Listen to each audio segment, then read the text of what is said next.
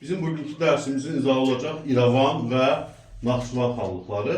Hər iki xanlıq Azərbaycanın qərbində keçmiş Çuxurstad Bəylərbəyli ərazisində yerləşir, bu oxşarlıqdır.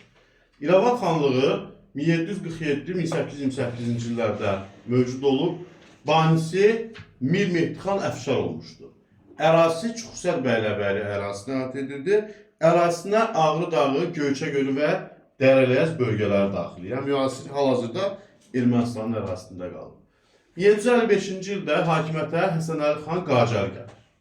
İrəvan xanlığı Gürcüstanın diqqətini cəlb etdiği üçün öz strateji mövqeyinə görə Gürcü şah İrakli bir neçə dəfə İrəvana hücumlar təşkil etdi. 1765, 1769, 1779-cu illərdə Gürcülərin İrəvana hücumları baş verdi.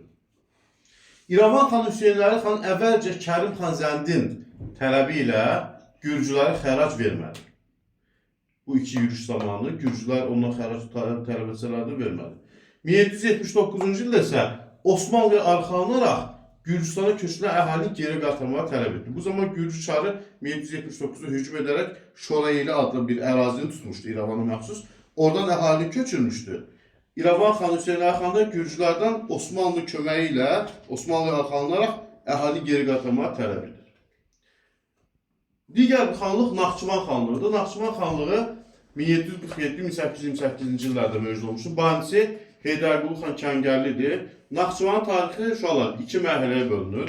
Birinci mərhələ müstəqillik və yarım asıllıq dövrü. Bu mərhələ 1747-1797-ci illərə aid edir.